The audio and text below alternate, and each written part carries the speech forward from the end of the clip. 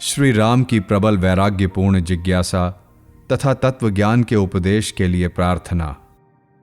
श्री रामचंद्र जी कहते हैं, मुनीश्वर, विषय भोग दुख रूप और अनित्य हैं। इस प्रकार विषयों में दोष दर्शन रूपी दावानल के द्वारा मेरा चित्त दग्ध हो निर्मल एवं महान हो गया है। अतः जैसे जलाशयों में मृग तृष्णा का उदय नहीं होता, उसी प्रकार मेरे उस चित्त में भोगों की आशा अंकुरित नहीं होती।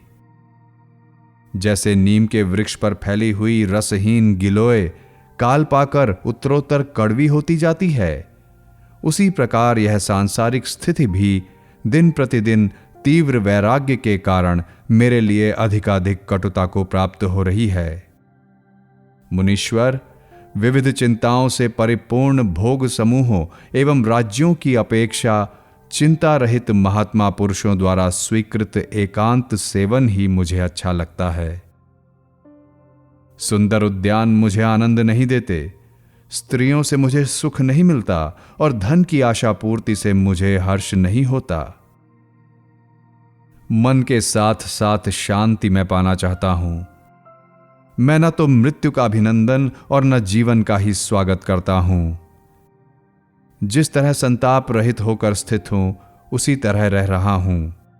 मुझे राज्य से, भोगों से, धन से और नाना प्रकार की चेष्टाओं से भी क्या प्रयोजन है। अहंकार वश ही मनुष्य इन राज्य आदि से संबंध रखता है, किंतु मेरा वह अहंकार ही गल गया है। अतः मेरे लिए इनकी आवश्यकता नहीं रह गई है। जैसे हाथी अपने खुरों के प्रहार से कोमल कमल को कुचल डालता है, उसी प्रकार कामदेव ने मानवती कमनियों के द्वारा मनुष्यों के मन को मथ डाला है। मुनीन्द्र, यदि अभी निर्मल बुद्धि के द्वारा इस चित्त की चिकित्सा नहीं की जाती, तो फिर इसकी चिकित्सा का अवसर ही कहां रह जाएगा। विषयों की विषमता ही विष है। लोक प्रसिद्ध विष को वास्तव में विष नहीं कहा जाता, क्योंकि विष एक ही शरीर का, जिसके द्वारा उसका सेवन किया जाता है, उसी का नाश करता है। परंतु विषय विष जन्म जन्मांतरों तक जीव को मौत के मुंह में डालते रहते हैं। सुख दुख, मित्र, भाई बंधु, जीवन और मरण, ये सब बंधन के कारण होते हुए भी ज्ञानी पुरुष के चित्त को नहीं बांधते। अज्ञानी का ही मन इनमें बंधता है। ब्राह्मण, आप प्राचीन और अर्वाचीन बातों के जानने वाले महात्माओं में श्रेष्ठ हैं। इसलिए जिस प्रकार मैं शोक, भय और खेद से मुक्त हो यथार्थ ज्ञान से संपन्न हो जाऊं, वैसा उपदेश मुझे शीघ्र प्रदान कीजिए। अज्ञान एक भयंकर वन के समान है।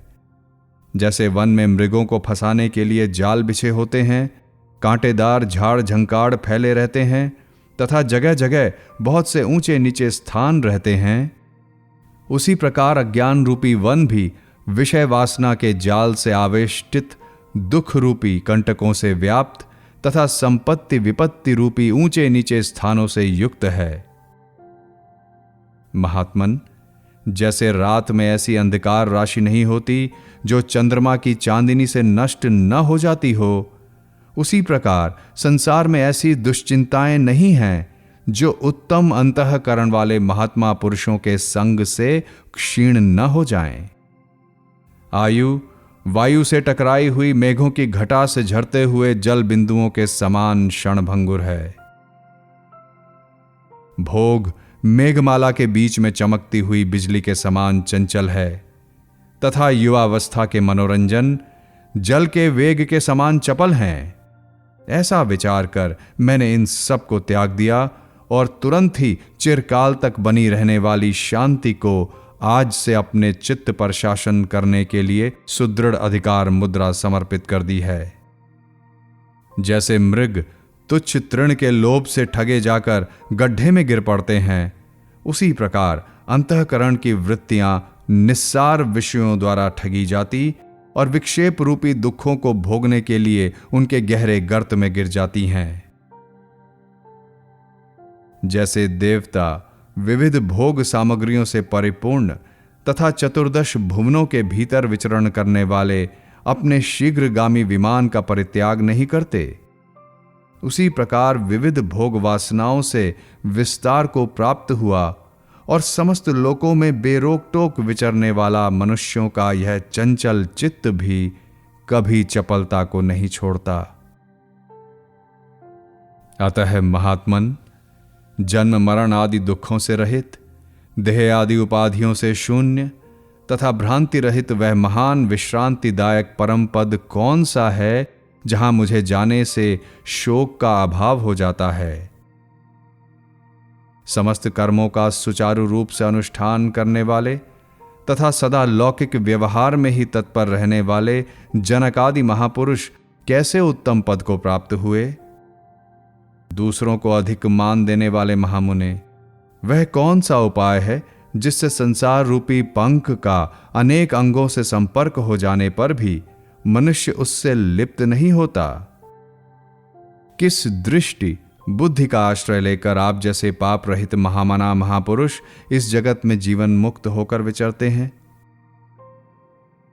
जैसे कमल के पत्ते से जल का लगाव नहीं होता, उसी प्रकार प्रवाह रूप से बने रहने वाले इस संसार में समस्त व्यवहारों का निर्वाह करता हुआ भी मनुष्य बंधन में ना पड़े, इसका क्या उपाय है।